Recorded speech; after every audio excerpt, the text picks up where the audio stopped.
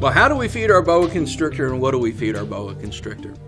From the time they are born to the time that they're old senior citizens, boa constrictors are carnivorous. So because these guys are carnivorous, and because we need to be able to find a common food source, the best thing to do is we all will feed them mice. Now, a well-fed mouse is fully nutritional for these guys, and they eat the whole mouse. When they're smaller, you can feed what's called pinkies, which is a newborn mouse. And the way you figure out how much you should feed or what you should feed is depending on the size of the snake. You should never feed anything larger than the largest diameter of the snake. That's a good rule. Now, how do we feed them? Most of the time, these guys will take care of it on their own. But when you get your new snake, you have to remember that he's nervous. So let him enjoy his terrarium and get comfortable with his environment for several days before you try to feed him. Be very conscious of where you feed him, because if you have sand or a substrate, wood chips, which you really should never use, anything that can stick to the bait, when he eats it, he'll also eat that substrate and it can cause obstructions. And that is very, very serious. So sometimes if the substrate in your terrarium is such that it sticks, you can do one of several things. You can either put the bait in a small cup and bury it down to the level of the terrarium, and the snake will come and get it, or move the snake out of the terrarium and feed it in another spot. Sometimes, especially as they get larger, that's a good thing, because the snake learns when it's going to eat, and sometimes its energy level can get up, and when you're reaching into the terrarium, it's thinking it's time to eat, and there's a greater chance that you may get nipped. Now, how do we feed them?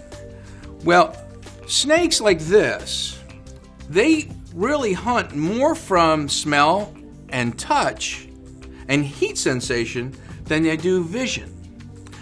Their tongues, as they come out, will actually take little particles that, and when it comes back into the mouth, excuse me, my friend, when it comes back into the mouth, will contact what's called the vomeral nasal apparatus, or Jacobson's organ.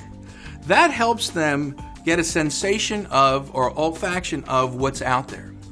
And then they have these small little pores called pit glands around their lips. And what they do is they actually sense infrared heat. So it's a thermal regulatory thing to where they actually can see heat. It's almost like the Predator in the movies, you know, where you saw the little red thing. Well, that's exactly what they're doing. They're picking up the heat and they'll strike at it. Now, you never want to hold your mouse. Sometimes it needs to move a little bit. So what you do is get longer tongs. Now, for your smaller snakes, about 10 to 12 inches is fine. For your bigger ones, about 16 inches.